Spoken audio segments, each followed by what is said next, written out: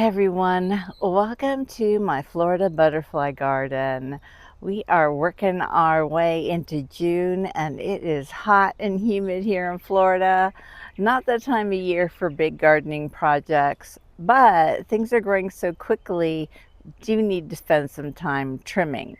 So instead of overwhelming myself and trying to do a whole big section that needs done, like my shade garden behind me, I'm going to do a little bit of it here and there, and eventually it'll all come together just in time to need it to be done all over again. So let's do a little trimming up and neatening the look of my Florida shade garden. So here's a look at it, and the zebra longwings love fluttering around all in the background. The bird bath they moved over here has almost been completely overgrown by my rouge plant. There is a lot of passiflora incense growing in here. My frostweed is coming up.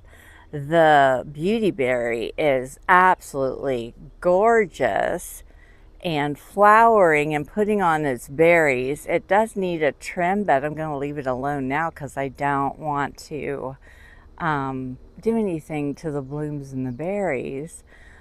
But right here in the middle is my wild black cherry tree, and this tree is getting a little bit overgrown and it's got some tall branches going up, and I like to keep it low because this is where I will find my eastern tiger swallowtail eggs that I haven't found yet in my garden this year, but I like to keep the leaves low where I can reach them, and it also helps give this garden area a less overgrown look. And my pawpaw tree over here, a lot of the branches are coming over into it. So that's what my focus is for right now.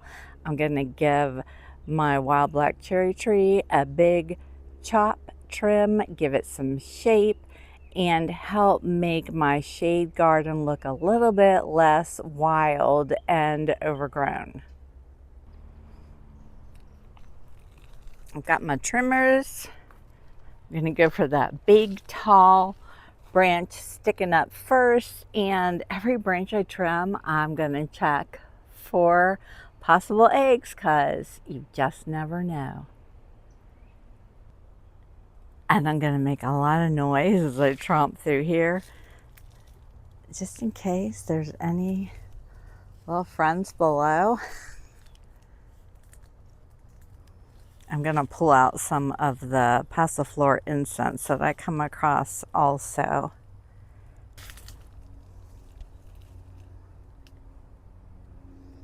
Somewhere under here I have a wild, there's my wild coffee hidden down under. I really need to uncover that. Okay, so we're gonna stay focused, but I have a snowberry. This is a snowberry branch with passiflora incense growing on it. So since I've climbed back here, once I take care of this side of this, I will probably do a little trimming there too, because I really want my, hang on, I gotta step into here, my coffee to show. Okay, so now I have to reach that. When I can't reach, I usually like grab a branch and pull it towards me and then grab a hold.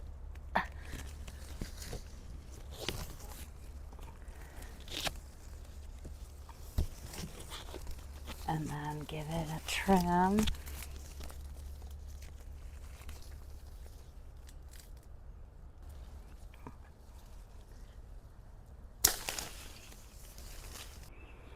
I'm just gonna toss my trimmings out there and then I'll check them over when I climb out of where I am.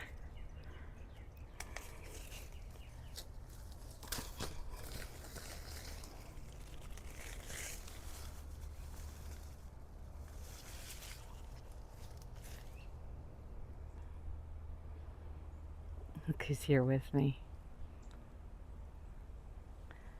Hello, little zebra longwing.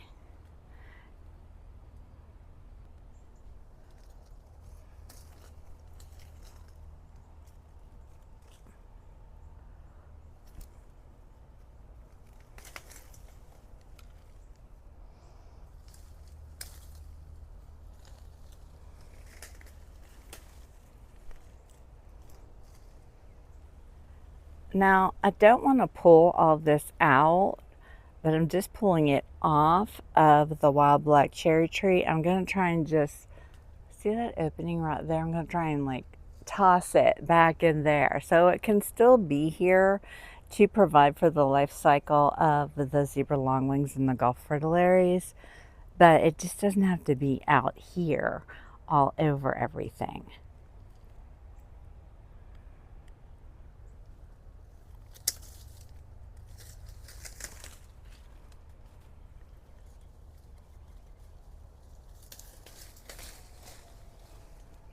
See, look at how much it's all in that. See, that's looking better already.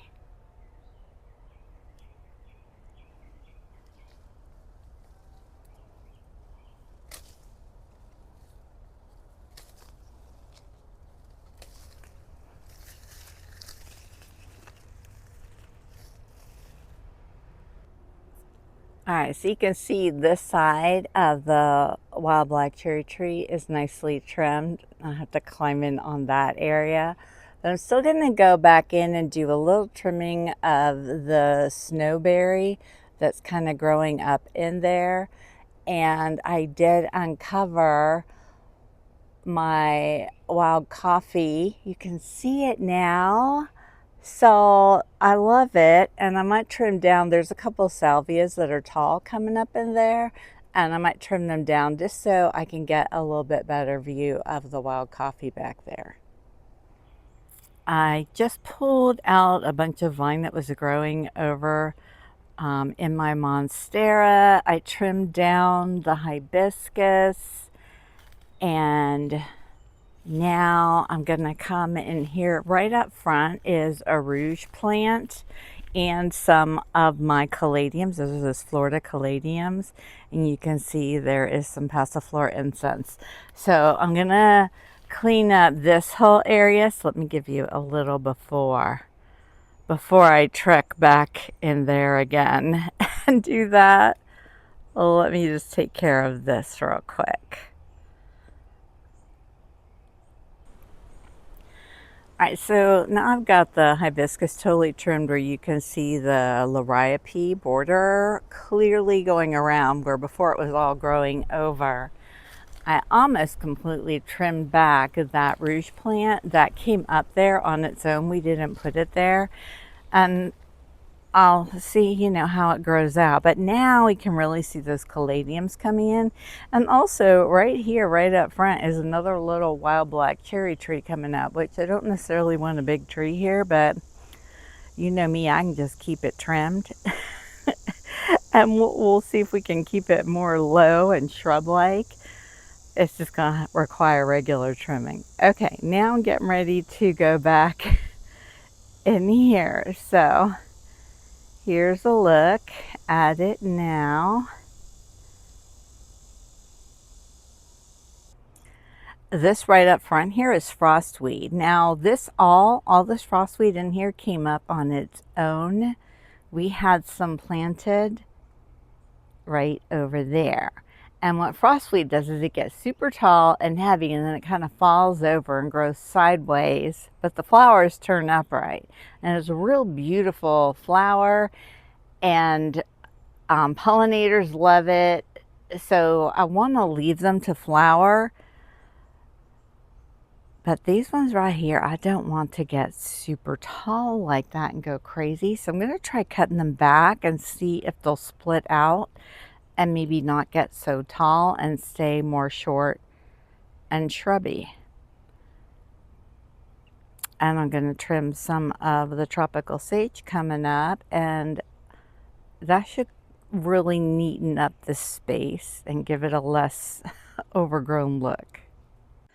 We are making progress. And look what I found. My thicket of spicebush. There's one right here. It looks like it's not alive, but no, there we go. And it was just completely overgrown in here. So now look at all the pieces of passiflora incense that were twined on it. So now this has the space to breathe and grow, and hopefully it'll come up because I need more spicebush. And I just uncovered another one right here. And look, its leaves look totally different, but that's because probably it has been buried and suffocated by all those frostweeds that were coming up and the rouge plant. So I trimmed a lot of it away. I knocked over the bird bath, which is why there's no water in it. But I'm really glad to have found these plants, and now I will remember they're here. The problem is they go dormant, and so it's very easy for them to disappear and be overgrown by things that grow much more quickly and that come out of dormancy faster.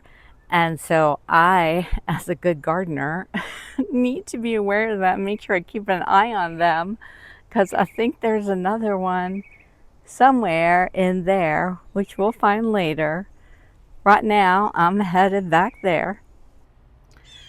Okay, so I got back there as much as I could. Mostly I cleared everything away from my velvet leaf coffee.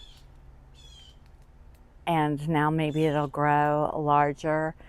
And I got all of the snowberry kind of back. It looks kind of viney, but those big long stems actually connect one to the other, and the bottom stem is actually from the passiflora incense. So I don't want to cut that because it's what is connecting all the passiflora incense is growing back in behind all of this. And that's why the little zebra longwings are always fluttering around back here. So we're not messing with that. And this behind the bird bath is fine. I'm going to leave it like that. It looks pretty and woodsy. But I do want to clean up this little walkway. Well, it's not really a walkway, but this little way. There are some weeds in here and just things that need trimmed back. And like I said, I think there's another spice bush in here somewhere. We're going to see if we can find it. And I also want my little Florida caladiums to be able to grow tall and shine, because that's what's going to give a pop of color to this garden space. All right, look at those caladiums. Now we can really see them. And there's the spice bush. The spice bush. Right here is a viburnum. Again, was completely engulfed in rouge plant and frostweed, all coming up from seed.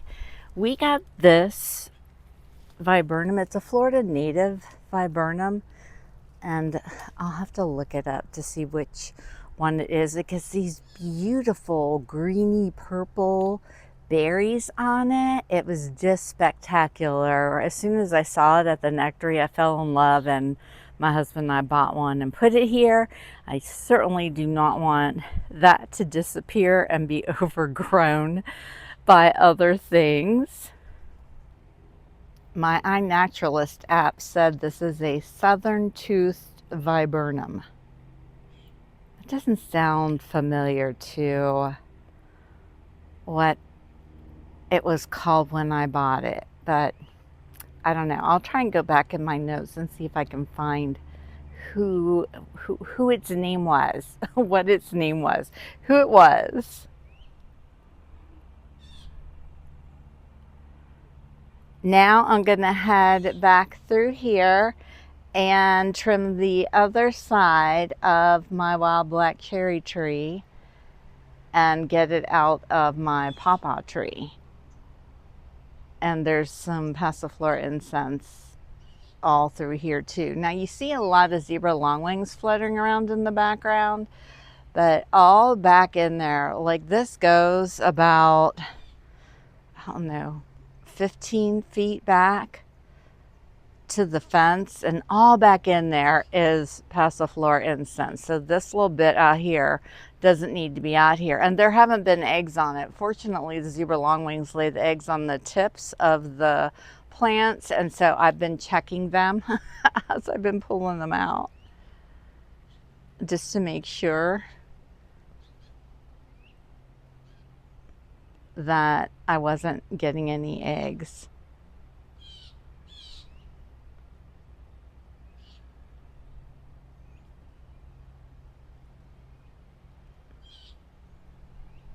And ooh, I just trimmed one more plant and revealed the other spice bush. Here it is right here. So they all came back. These are the ones that I got from the Tennessee nursery, and they were all dormant, and they all came back. Look how cute it is. It's like a little round wild black cherry tree, and the branches are no longer encroaching on my gorgeous pawpaws, and I love them. I'm just going to clean up a little bit back behind the pawpaw, and I also found another spice bush right there.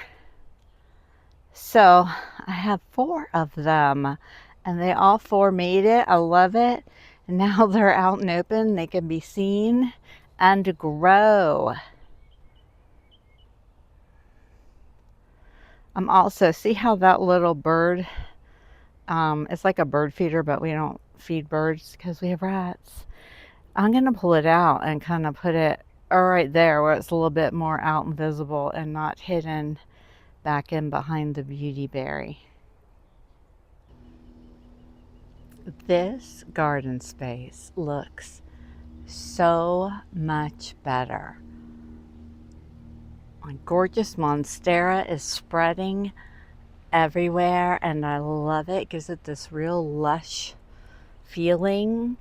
But this little shade garden here has a good deal of host plants in it for butterflies, like the Spicebush for the Spicebush swallowtail, and there's tons of passiflora incense all over for the golf fritillaries and zebra longwings, wild black cherry tree for tiger swallowtails, eastern tiger swallowtails, and of course the common pawpaw for the zebra swallowtail.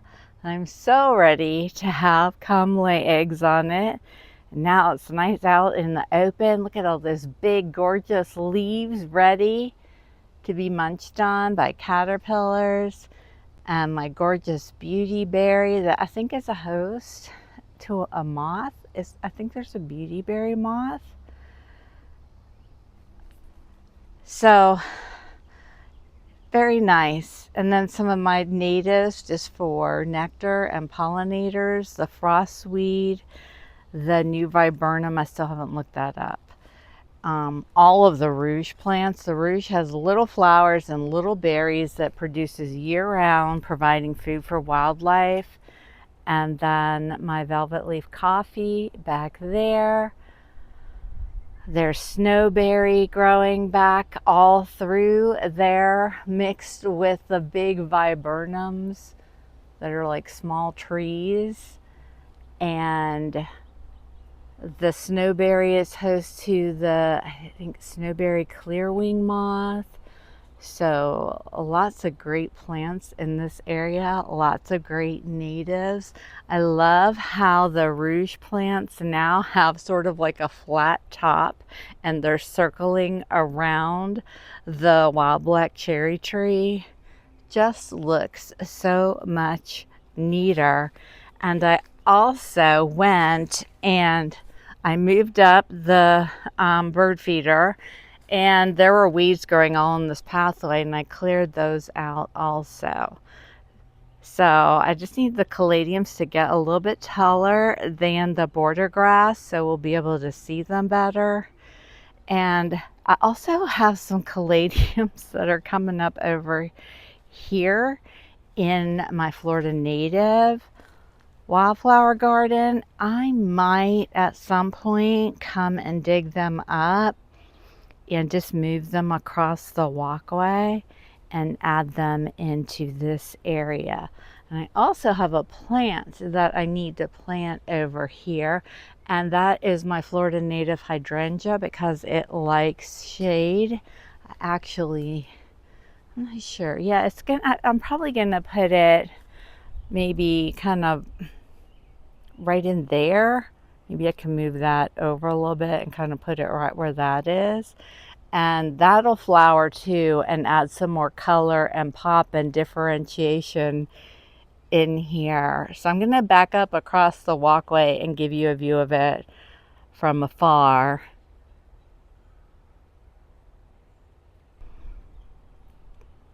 And there we go. My pretty much mostly Florida native shade garden has a variety of host plants and nectar plants for butterflies and pollinators.